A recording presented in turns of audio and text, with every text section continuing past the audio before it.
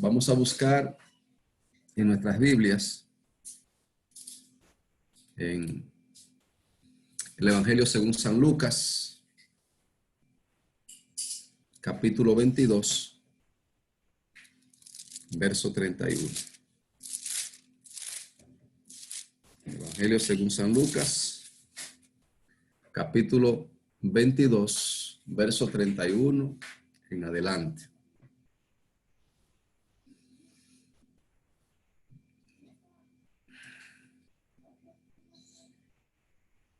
Vamos a ponerlo un poquito más pequeño aquí para que pueda. Lucas capítulo 22, verso 31 en adelante. Y leemos bajo la comunión del Padre, del Hijo y del Espíritu Santo. Dijo también el Señor: Simón, Simón, he aquí Satanás os ha pedido para zarandearos como a trigo. Pero yo he rogado por ti que tu fe no falte. Y tú, una vez vuelto, confirma a tus hermanos. Él le dijo: Señor, dispuesto estoy a ir contigo, no solo a la cárcel, sino también a la muerte. Y él le dijo: Pedro, te digo que el gallo no cantará hoy antes que tú me niegues 3 veces que me conoces. Padre, te amamos, te bendecimos, te damos gloria. Permítenos en esta hora, mi Señor Dios, enseñar tu palabra con denuedo, con autoridad, con gracia. Pon sazón en ellas, Padre. Pon el convencimiento para que los oyentes, cada vida, cada hermano, cada alma, cada amigo, no importa en la parte del mundo que esté, pueda, mi Señor Dios, meditar en ella, pueda utilizarla como una herramienta de vida, pueda ponerla por obra y obtener sus tesoros, Padre eterno. Y esa transformación y ese cambio en su corazón, guiado por tu Santo Espíritu. Depositamos tu palabra en tu misma presencia, en tu acción, para lo cual tú la enviaste, mi Rey eterno. Será prosperada para lo que le envié, dijiste en Isaías. Tu palabra es poder, tu palabra es autoridad. Tiene la capacidad de cambio, de transformación, Rey eterno. Bendice cada oyente en esta hora. En el nombre de Jesús. Amén. Amén. Hermanos, el apóstol Pedro, pilar de la iglesia de Cristo, de la iglesia primitiva, fue investido con gracia y con poder por parte del Señor Jesucristo para ejercer un ministerio de autoridad. El Señor lo puso como cabeza a Pedro entre los judíos. Pedro representaba la autoridad máxima dentro de sus iguales. Y desde que principió su ministerio, Pedro tuvo el don de servicio. Fue la barca de Pedro que el Señor utilizó para predicar en el mar y bogarse adentro. Pero en Pedro había algo en su corazón. Había una situación con la que él debía de tratar. Y no fue sino hasta el final de su ministerio, al final del ministerio de Cristo Jesús, donde él pudo enfrentarse cara a cara con esa situación que albergaba su alma. En un momento, Pedro y sus demás hermanos están en una barca y viene una gran tempestad. Ellos están solos. El Señor se había quedado en otra parte. Y llega un momento en que el Señor va caminando sobre las aguas Ellos se espantan, entienden que es un fantasma. Y es el Señor que va hacia ellos. Pedro le dice que si es el Señor que le permita ir hasta donde él está, y el Señor lo llama, y de los 12 discípulos que estaban ahí, solamente Pedro se atrevió. Era el que tenía la fe para caminar por encima del agua. Pero yendo por encima del agua, llega un momento determinado en que quitó la vista del Señor, puso la vista sobre las condiciones naturales, puso la vista en el mundo, puso la vista en lo que estaba en alrededor, quitó la mirada del galardón. ¿Y qué pasó? Empezó a hundirse. Tiene la fe para caminar sobre el agua, pero no tiene la fe para preservar lo que ha recibido con ese milagro. Empieza a hundirse y el Señor tiene que tomarlo y alarlo. Sálvame, Señor, que perezco, le dijo. Se vio cara a cara con la muerte.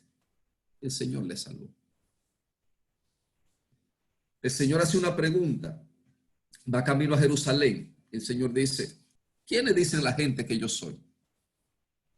Y muchos empiezan a teorizar y a repetir lo que la gente dice, lo que ellos han escuchado.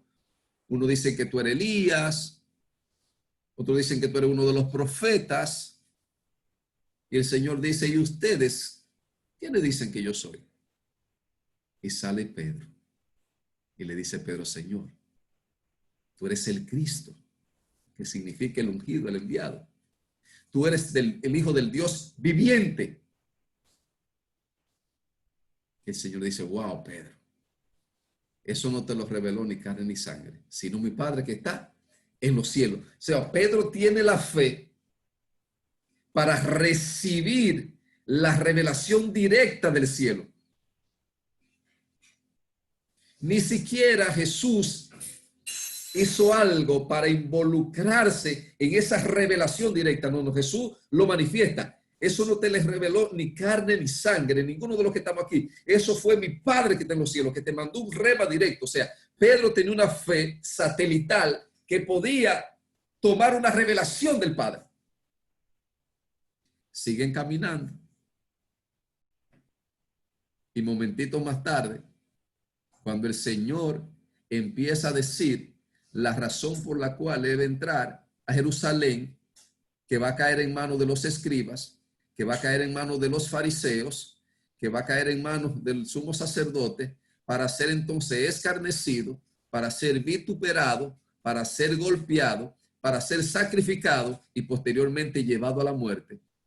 El mismo Pedro empieza a reconvenirle, a decirle que eso no le conviene. Y Pedro llegó al extremo de tomar al Señor aparte, como dice la palabra, y decirle, Señor, que tal cosa no te acontezca. Y ahí Pedro estaba arriesgando la salvación de todos nosotros. Y el Señor tuvo que decirle, apártate de mí, Satanás, porque me eres tropiezo. Porque no estás viendo la cosa de Dios, sino de los hombres, la cosa del reino, sino lo temporal. Entonces Pedro tiene la fe para recibir el rema del Padre, la revelación del Padre, y momento más tarde no tiene la fe para preservar lo que el Señor va a hacer en la tierra. Una ambivalencia. Siguen hacia adelante y llega el momento crucial, el momento del cumplimiento plena de la palabra. En el momento en que el Señor va a caer en las manos de las tinieblas, como él mismo expresó, ha llegado el momento de las tinieblas. La tiniebla va a operar sobre mi vida con toda autoridad durante 3 días. Desde que fue tomado hasta que fue crucificado. Autoridad total. Desde el momento en que él iba a ser agarrado, ya no iba a haber más milagros. El Señor le dice lo que va a acontecer. Y llegó el momento crucial para Pedro. Llegó el momento de poner en orden su casa interna.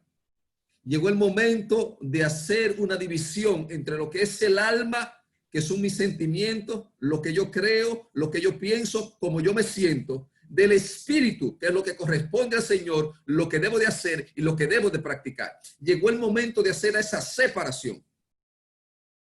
Llegó un momento crucial para la vida de Pedro. Y cuando el Señor vuelve a explicar los planes, y que muchos, dice el Señor, muchos se van a escandalizar, van a salir corriendo.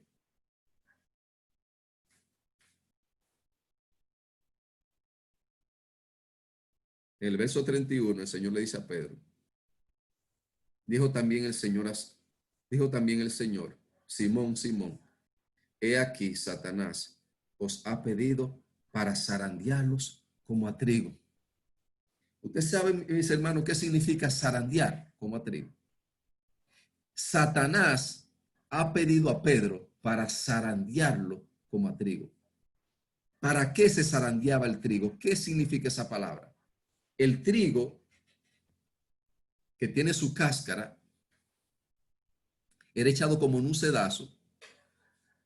Lo que han trabajado construcción sabe que la arena a veces se tiene en un sedazo para afinarla y pañetar y ese tipo de cosas, para sacar la basura. Es como una especie de colador pequeño, es como una especie de sedazo.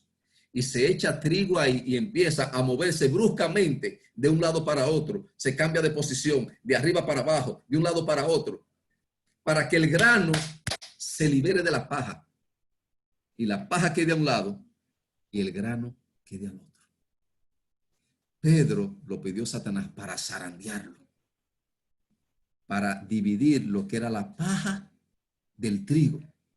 Pero a diferencia de Dios, que es la paja para quemarla y el trigo para sembrarlo y que dé más fruto, en el caso del diablo es lo diferente. Era para inhabilitar el grano y entonces que la paja sea lo que predominara en Pedro. Era sacar todo lo negativo de él y mostrárselo delante de sí para decirle, mira, esto es lo que tú eres. Esto es lo que está dentro de ti. Esto es lo que tú te mereces. Esto es lo que tú manifiestas. Porque Pedro está dividido en dos aguas de manera constante. Y el enemigo lo que quiere mostrarle la mayor cantidad de cosas negativas que Pedro tiene en su alma para hacerlo apartar totalmente de su ministerio y llevárselo como se llevó a Judas, en cuya codicia y ambición terminó ahorcándose. Porque después que el enemigo le hizo ver a Judas lo que él era, lo acusó de tal manera, porque ese es uno de sus atributos, el acusador, que fue y se ahorcó. Él quería hacer algo parecido con Pedro. Lo zarandeó como a trigo. Se lo pidió porque tenía una autoridad para pedirlo. Pedro estaba moviéndose en dos aguas, pero era para mostrarle la paja, no para preservar el grano. El Señor, más adelante, en el verso 54, del mismo capítulo, aquí viene el cumplimiento de lo que el Señor le había dicho a Pedro. Dice la palabra, y prendiéndole, le llevaron y le condujeron a casa del sumo sacerdote. Y Pedro le seguía de lejos. Ya Pedro salió corriendo, el mismo que decía que no solamente estaba dispuesto a ir a la cárcel por Jesús, sino que también podía entregar hasta su vida. Ya aquí salió corriendo. Pero su fe, porque el Señor le dijo, he orado al Padre para que tu fe no falte. Aunque esté en un momento de prueba, aunque esté en un momento de adversidad, aunque le está fallando al Señor, hay una fe interna que se mantiene. No está hablando de otro Dios. No le está sirviendo a otro Señor. Simplemente está sujeto a una prueba y se está equivocando en su accionar, en su practicar. Pero independientemente se alejó del Señor, el que dijo que iba hasta la muerte con él, su fe lo mantiene cerca del Señor. ¿Cuánto bendice? La gente que tiene fe, voy a decir esto algo, hermano. Usted sabe cuando alguien, un siervo, una sierva, un hermano, un hijo de Dios le falla a Dios y se aleja de Dios, fue que murió su fe.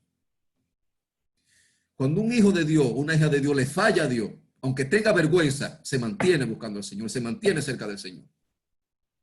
Aunque sea de lejito, pero tiene en su corazón el deseo inevitable de mantenerse cerca de su Señor. Y en esa cercanía el Espíritu Santo lo renueva, lo restaura, lo levanta y puede seguir hacia adelante. No se aparta del Señor. Y aunque este hombre le ha fallado al Señor, ha incumplido su palabra, se mantiene de lejos mirando. Y llega un momento que en la casa del sumo sacerdote hacen una fogata. Pedro se sienta ahí a calentarse.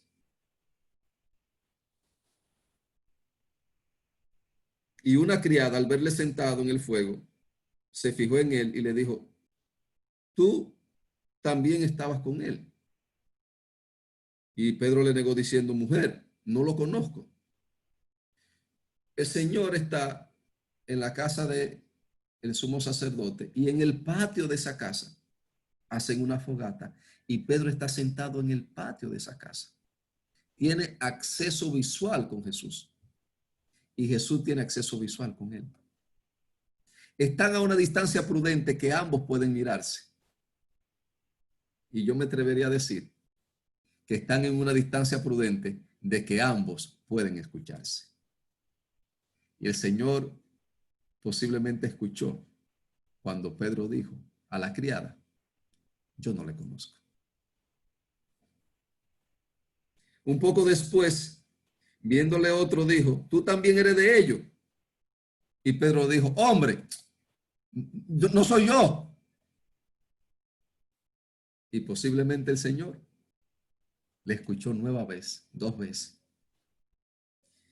Como 1 hora después,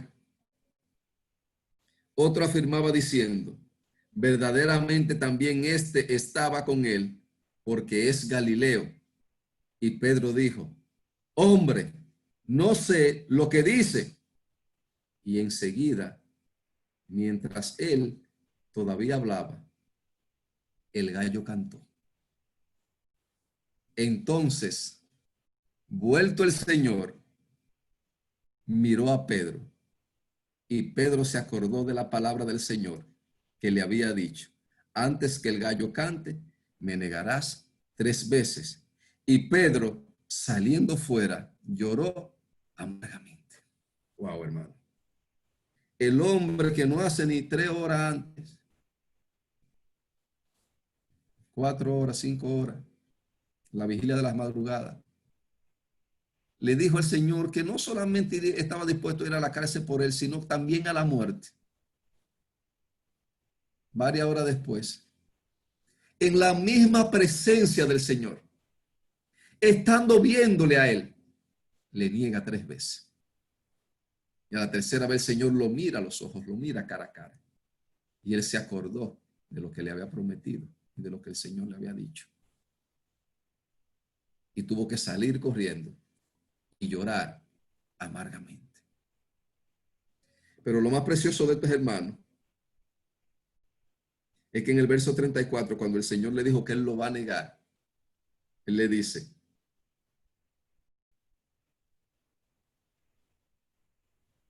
en el verso 32, que él le dice, pero yo he rogado por ti que tu fe no falte y tú, una vez vuelto, confirma a tus hermanos.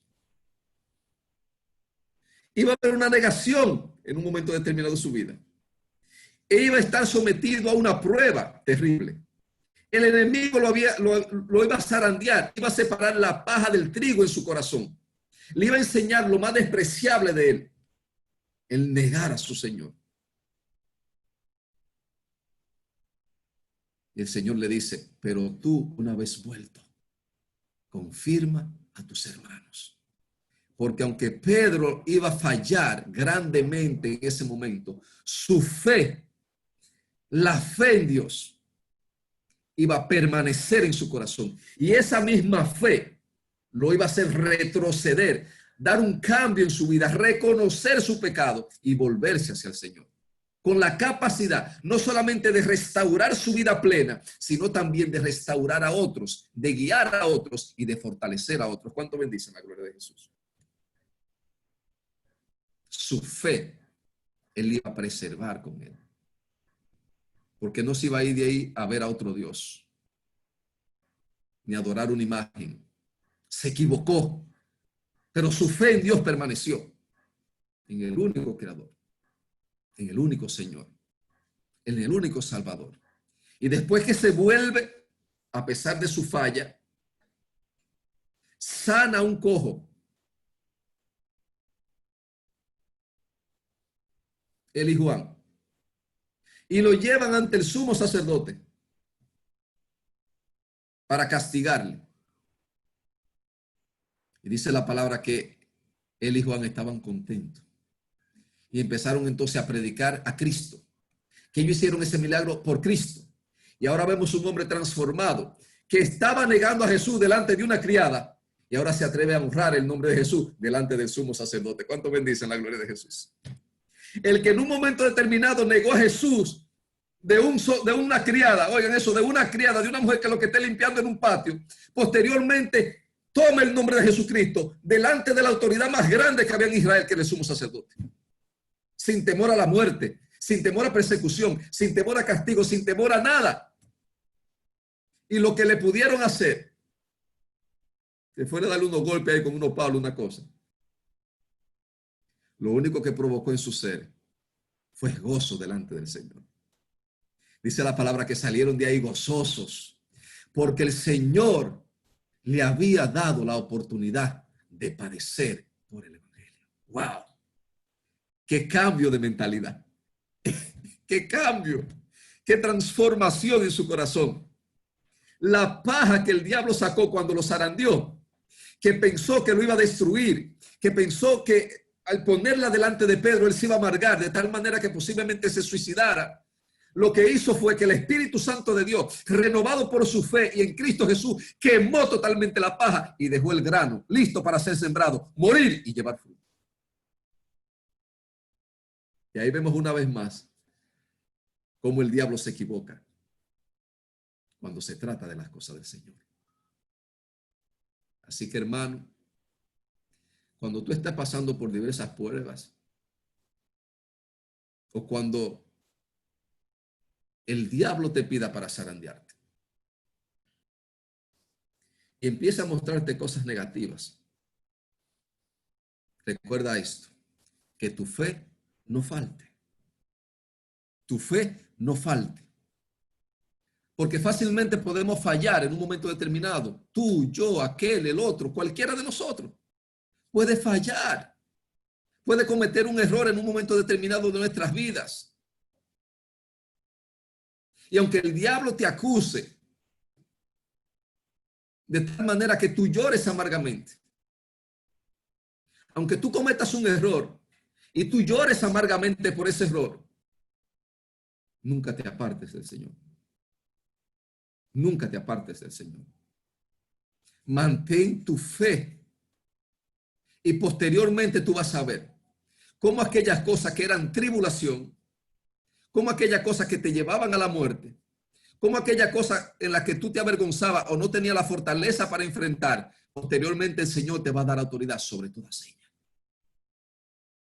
Y vas a poder hablar, predicar y dar testimonio con gozo de las grandes cosas que el Señor ha de hacer contigo.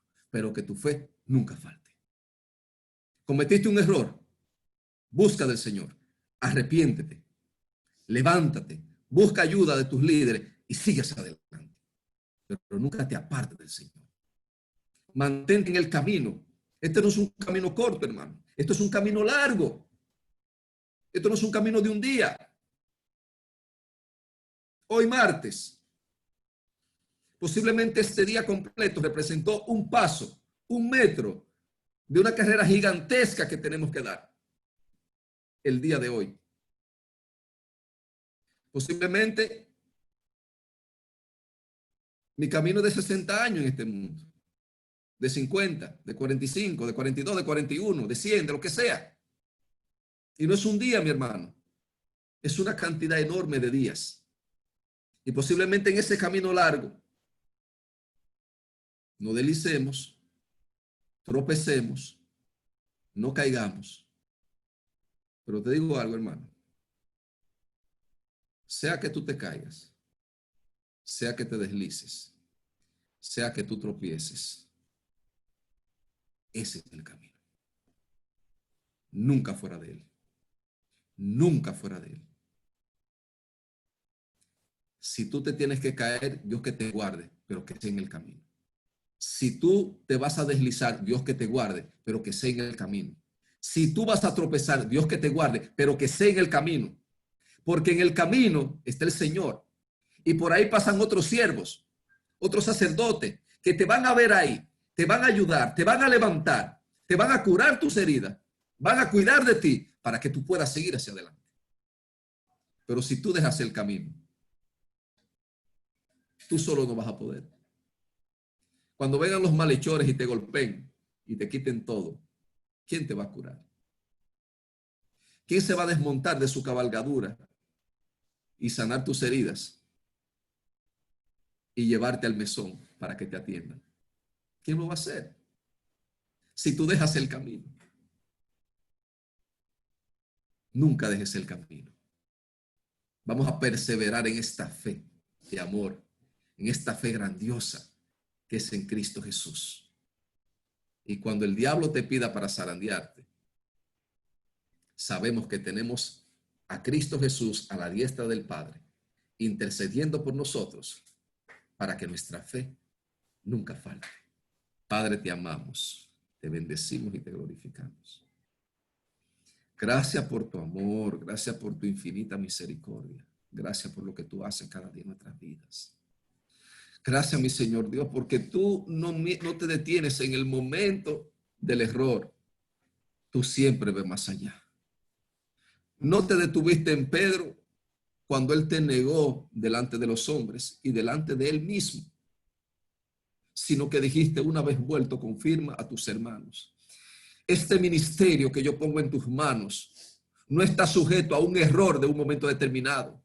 Está sujeto a la gracia depositada sobre ti, que va a romper toda cadena de opresión, va a romper todo error. Va a haber un reconocimiento por medio del Espíritu Santo en ti, que te va a ordenar todo pensamiento, te va a ordenar todo sentimiento, y tú vas a poder caminar como un sacerdote pleno de mi gracia. Gracias, Cristo Jesús, porque no somos merecedores ninguno de nosotros de todas estas cosas preciosas que tú pones en nuestras vidas. Bendice a cada vida, bendice a cada hermano. Si hay algún hermano, un amigo, una amiga, en cualquier lugar, que quiera conocer de Cristo Jesús, repite esta oración después de mí. Pablo decía que si tú confesares con tu boca que Jesús es el Señor y creyeres en tu corazón que Dios le levantó de los muertos, serás salvo.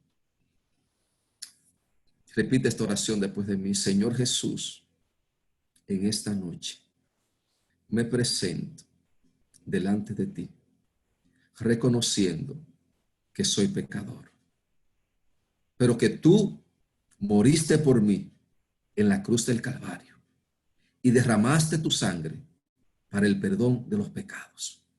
Moriste, pero al tercer día el Padre te levantó de los muertos y está reinando a su diestra.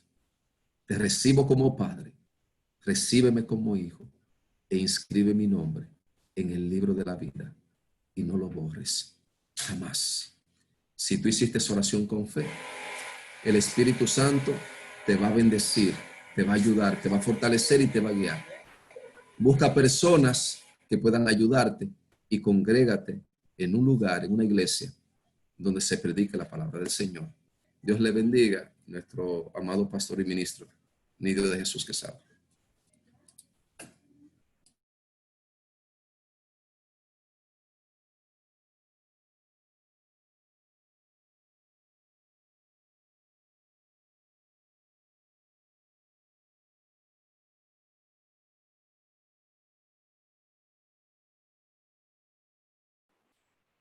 Si Dios te prosiga bendiciendo y Dios prosiga bendiciendo a la iglesia en pleno, se ha fortalecido una vez más en el Señor grandemente para que marchemos hacia adelante y conquistemos todo lo que Dios quiere que conquistemos. en cuanto a Pedro y lo que el Señor le habló sobre zarandear su vida.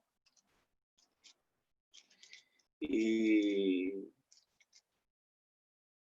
cómo el Señor le prometió que había intercedido por su fe. O sea, le habló que había intercedido por su fe para que no faltara. En Pedro hubo una falta. Y fue que se fue más allá de la palabra de Dios. Porque el Señor le habló de zarandearlo. Como tú terminaste de decir, ¿qué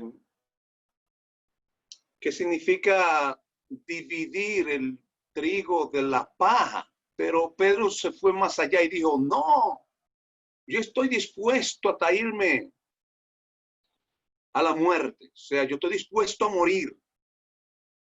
Y el Señor, que conoce el corazón del hombre, ¿verdad? Bueno, Pedro, pues mira, tú, antes que cante el gallo, tú me vas a negar 3 veces. O sea, sencillamente, si Pedro se queda a nivel de la palabra de Dios, posiblemente no comete esa falta. Con toda sencillez. Por ejemplo, si el Señor nos dice, entra en ayuno y oración por 3 días, y uno dice, no, 4, 5. Eso no es la medida de Dios. La medida de Dios son 3 nada más. Si es 1, es 1, no son 40. Ahí está la bendición de Dios, porque esa es su voluntad. Y Dios nos ha traído a cumplir su voluntad para demostrar su gloria a través de que nosotros le obedecemos a Él y cumplimos su voluntad. Entonces muestra su gloria. Y es de bendición no solamente para nosotros, sino también para los demás. Y en otro particular, hablamos de la fe para recibir. Una fe para recibir la salvación, pero no para retenerla. Y no debe ser así, porque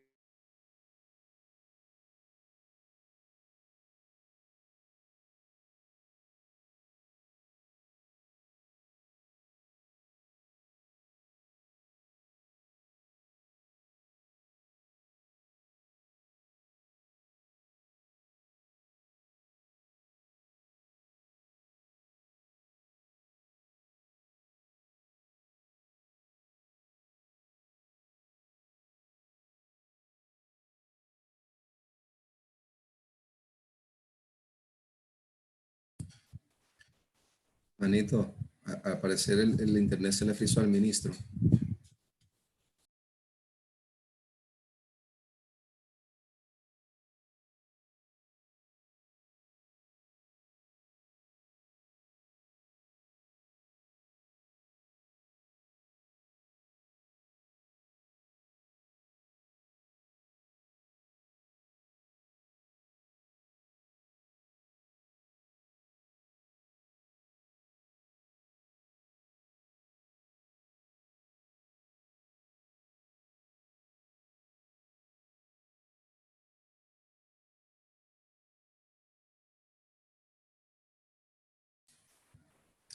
Hermano David, al parecer el internet se frizó del ministro.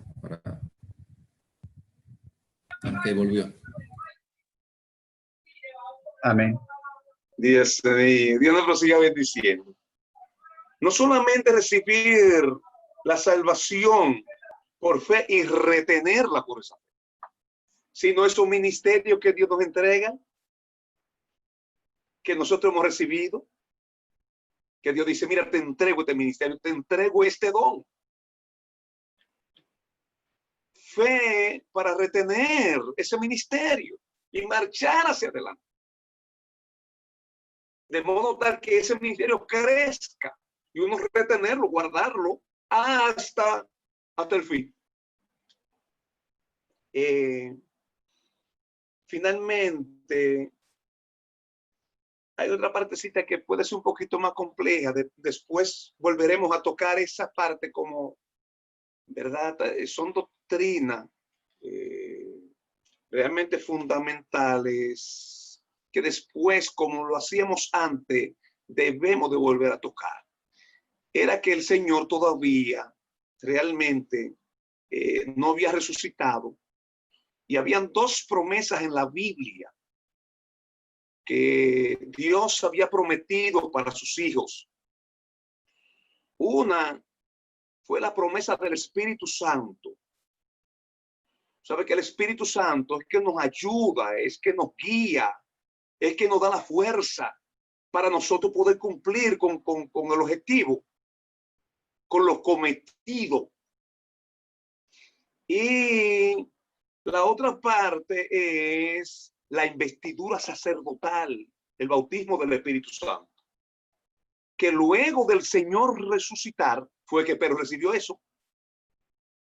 O sea, le podemos sacar provecho allá y le podemos sacar provecho acá. Porque nosotros necesitamos eso. Una, el Espíritu Santo. Cuando el hombre se convierte, lo recibe. Porque antes Jesús caminaba con ellos.